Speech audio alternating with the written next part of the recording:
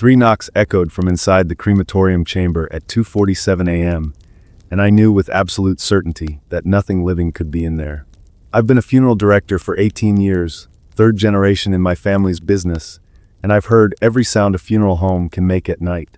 The settling of old wood, the hum of refrigeration units, the occasional creak of a casket lid adjusting to temperature changes. But those three knocks, deliberate, measured, desperate, they came from inside a cremation chamber that had been cooling for 6 hours after completing its last cycle at 8 p.m. I need to tell you what happened that night at Riverside Memorial Funeral Home in Millbrook, Pennsylvania, because I still can't explain it, and maybe someone out there has experienced something similar. My name is Thomas, though everyone calls me Tom, and I basically grew up in funeral homes.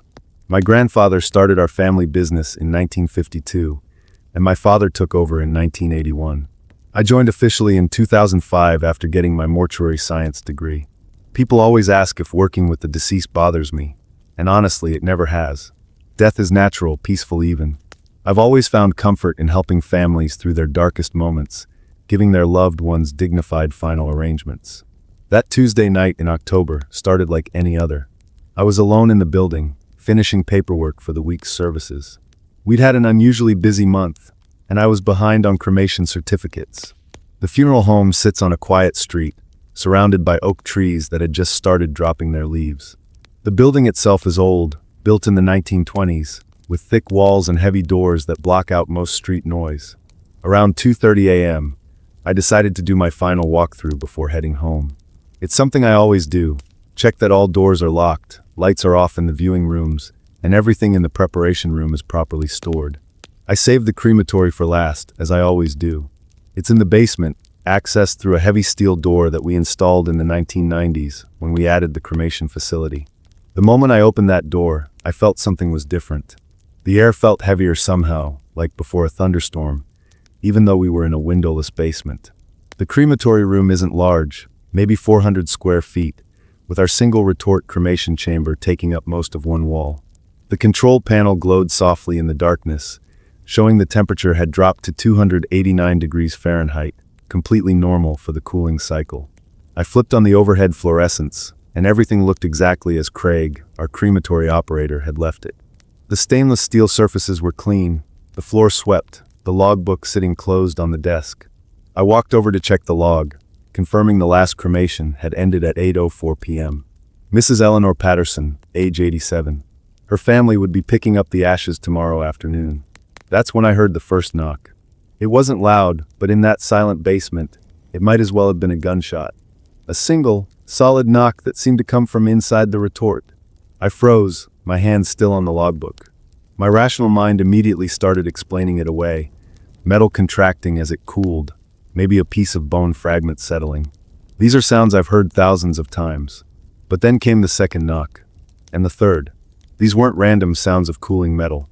They had rhythm, intention. 3 measured knocks, like someone knocking on a door. The hair on my arms stood up, and I felt my heart rate spike. In 18 years, I'd never heard anything like this. I walked slowly toward the retort, my footsteps echoing on the concrete floor. The cremation chamber door is heavy, made of reinforced steel with a small glass window. The window was dark, as it should be, with no light inside the chamber. I leaned closer, trying to peer through the thick, heat-resistant glass, but could only see darkness. "Hello!" The word came out before I could stop myself, and I immediately felt foolish. What was I expecting an answer? But then I heard it. Not a knock this time, but a sound like breathing. Slow, labored breathing coming from inside the chamber. My logical mind raced. It had to be air moving through the ventilation system. Had to be the sound of residual gases escaping. But it sounded so human, so desperate. I grabbed my phone and turned on the flashlight, pressing it against the window. The beam barely penetrated the darkness inside, but I could see the floor of the chamber, covered in fine ash and bone fragments that would be processed tomorrow. Nothing else. No movement, no explanation for the sounds. The breathing stopped. The silence that followed was somehow worse than the sounds. It pressed against my ears, made my skin crawl. I stood there for maybe 30 seconds, flashlight still pressed against the glass, waiting. Then, clear as day, I heard a voice. Soft, female, elderly. "Please." I jumped back from the door, my phone clattering to the floor. The flashlight spun, creating wild shadows on the walls. My hands were shaking as I picked it up, the screen cracked but still functioning. Every instinct told me to run, to get out of that basement and never come back. But I couldn't. Part of it was professional responsibility. I couldn't just leave without knowing what was happening. Part of it was morbid curiosity. I pulled up the crematory computer system on my phone, checking the chamber sensors remotely. Temperature, 287 degrees. Chamber door, sealed. Safety locks, engaged. Everything was normal, exactly as it should be. Except for the voice I'd just heard. "Is someone there?" I called out, louder this time. My voice echoed off the concrete walls. No response. I knew I had to open the chamber. Every rational part of my brain screamed that this was impossible, that nothing could survive in there, that I was probably having some kind of stress-induced hallucination. But I had to know. I walked to the control panel and initiated the door opening sequence. The system requires a two-step process for safety, first disengaging the locks, then manually pulling the door handle. The locks disengaged with a loud click that made me flinch. I gripped the handle, the metal still warm from residual heat, and pulled. The door swung open on well-oiled hinges, and a wave of hot air hit my face, carrying the distinctive smell of cremation. Not unpleasant, just unique. I shone my flashlight inside. The chamber was empty except for the cremated remains on the floor. But there, in the center of the ashes, was something that made my blood run cold. A single white lily, perfect and untouched, lying on top of the bone fragments. Not burned, not even wilted. As fresh as if it had just been cut from a garden. I stood there, unable to process what I was seeing. The cremation chamber reaches temperatures of 1,800 degrees Fahrenheit during operation. Nothing organic could survive that. Even after 6 hours of cooling, the temperature was still nearly 300 degrees. That flower should have been instantly incinerated. I reached in with the long-handled tool we use for gathering remains, carefully hooking the flower's stem and pulling it out. It was real. I could feel the smooth petals, smell its sweet fragrance. A white lily, Eleanor Patterson's favorite flower according to her funeral arrangement notes. Her family had filled the chapel with them for her service. My hands trembling, I set the flower on the steel preparation table and pulled out my phone to check our security footage. We have cameras throughout the facility for insurance purposes, including one in the crematory. I rewound to 8 p.m., watching Craig finish the cremation, shut down the system, and leave. Then I fast-forwarded, watching myself enter at 2:45 a.m. At 2:47 a.m., the timestamp when I heard the knocks, something happened on the footage that I still can't explain. For exactly 3 seconds, the camera feed went completely white. Not static, not black, but pure white, like staring into a bright light. When the feed returned, I was standing at the control panel, but in the background, the cremation chamber door was slightly open. Just a crack, maybe an inch. But I knew it had been sealed. The computer confirmed it had been sealed. I rewound and watched again. And again. Each time, the same thing, 3 seconds of white, then the door was open. I checked the other cameras for that same timestamp. Every single one showed the same whiteout for exactly 3 seconds. I stood there in that basement, holding a flower that couldn't exist, looking at footage that made no sense, and I realized I was completely out of my depth. Part of me wanted to call someone, the police, my father, anyone, but what would I say? That I found a flower in a cremation chamber? That I heard knocking from inside? I decided to check our records more carefully. Eleanor Patterson had been a regular at our funeral home's grief support group after her husband died 5 years ago. She was known for bringing white lilies to every meeting, saying they reminded her of her wedding day. The group facilitator's notes mentioned that Eleanor claimed she could visit her husband in dreams, that death wasn't the barrier people thought it was. Reading through her file, I found something that made my skin crawl.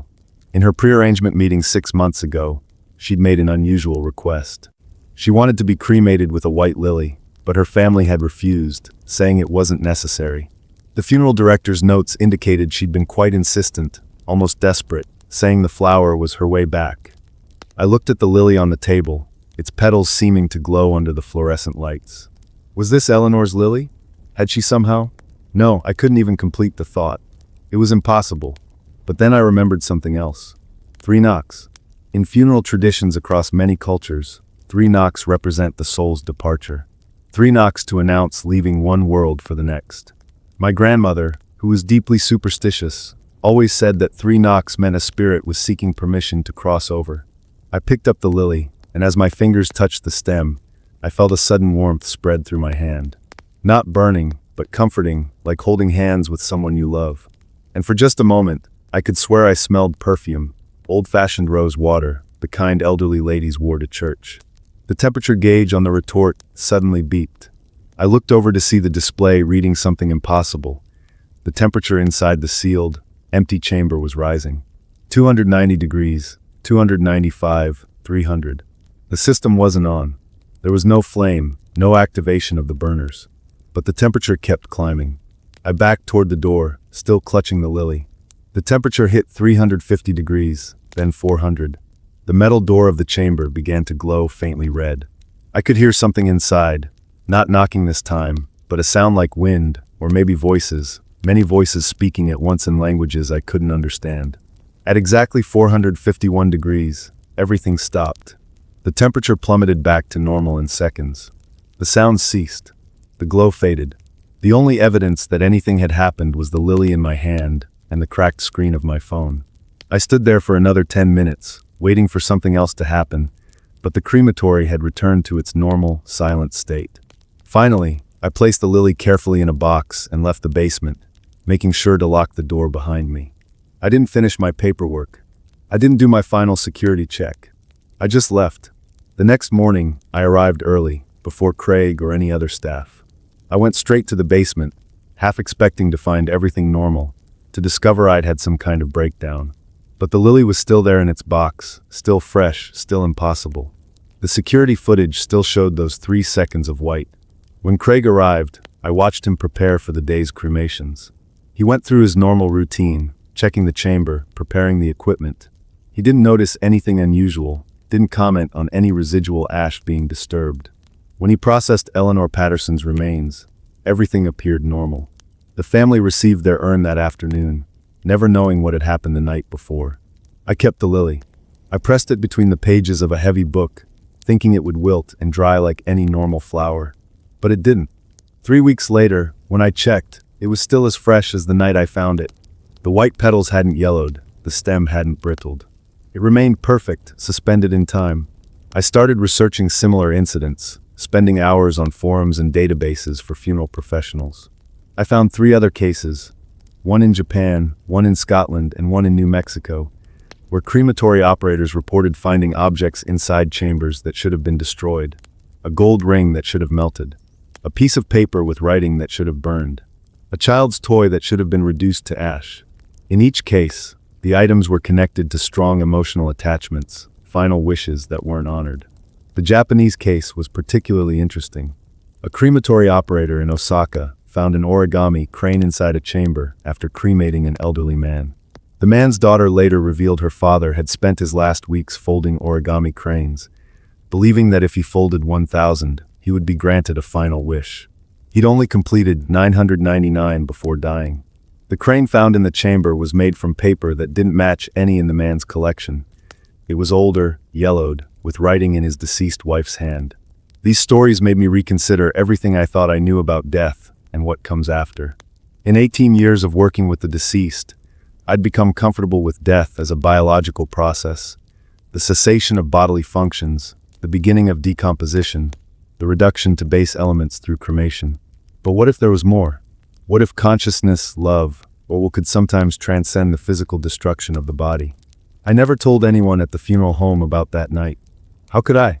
My reputation, my family's business, everything would be questioned. But the experience changed how I approach my work. I pay more attention to the small requests families mention, a favorite song their loved one wanted played, a small item they wished could be included. I've become an advocate for honoring even the seemingly insignificant final wishes.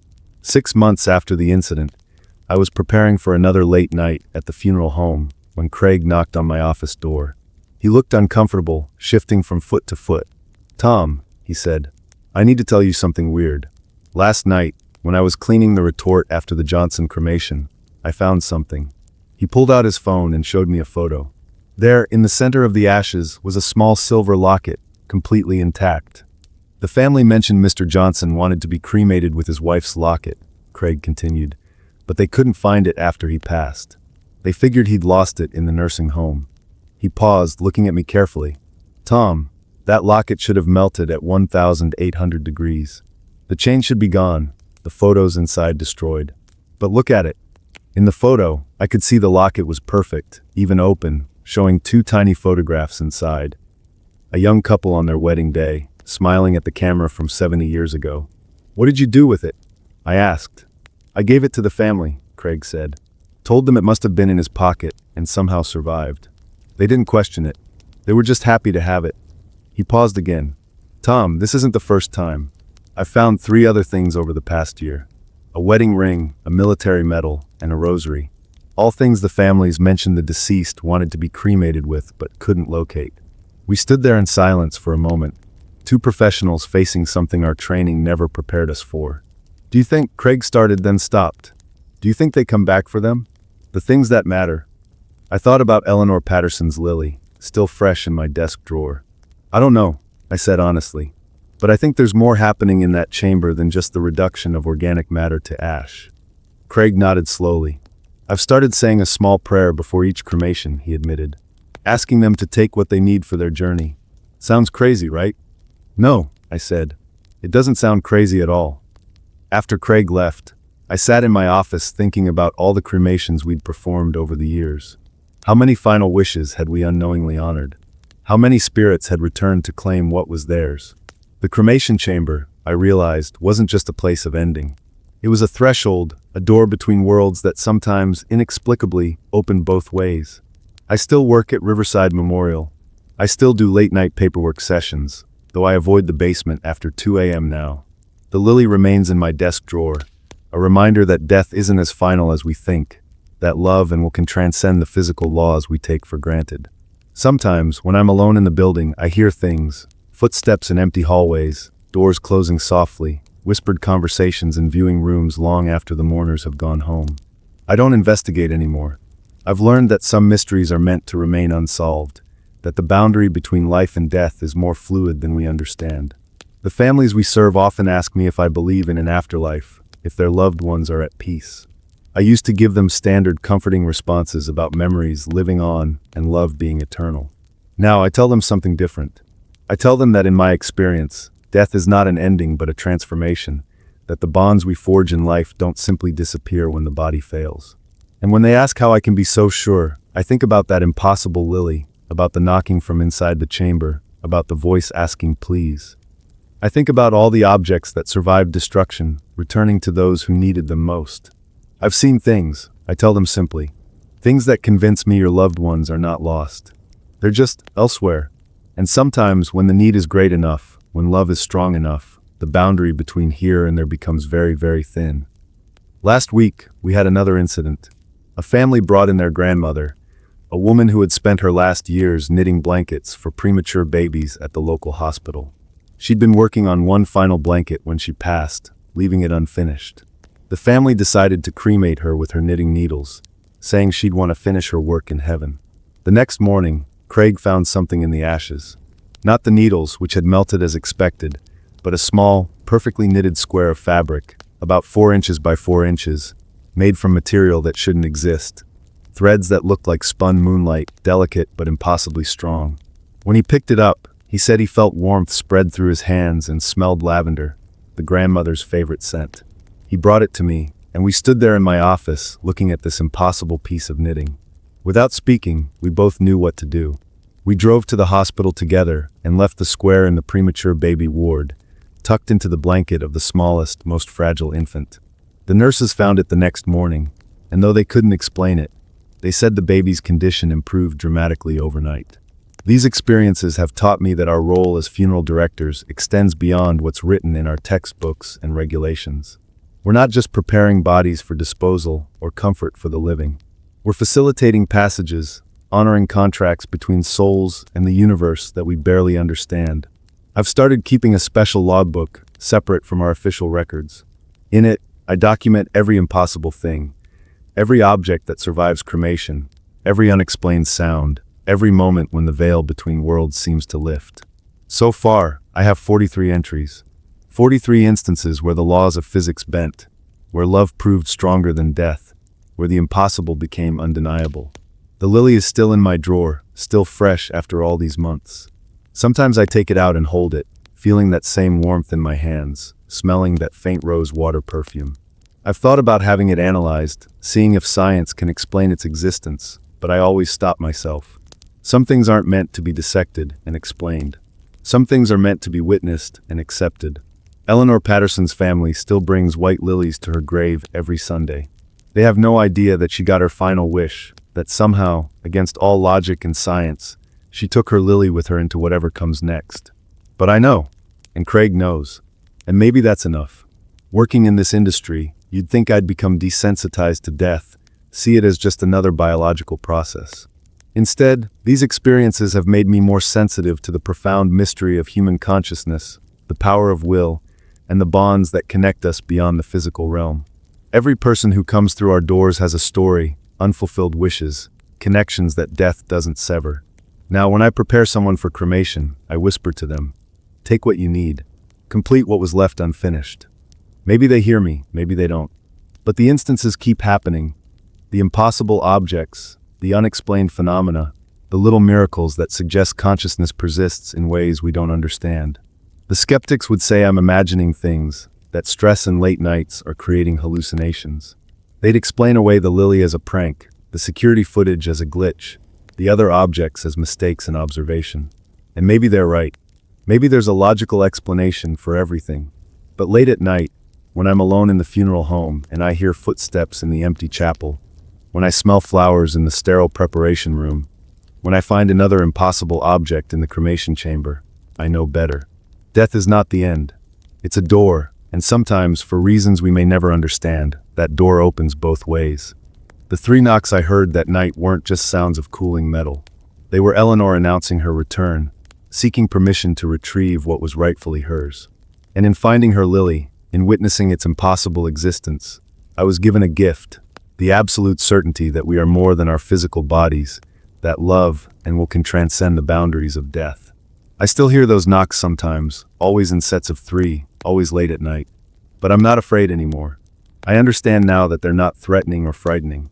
They're simply souls in transition, navigating between worlds, sometimes returning to claim what they need for their journey. This is my truth, my experience that I've never shared publicly before. Every word is exactly as it happened, though I know how impossible it sounds. I can't prove it to you. The lily remains hidden.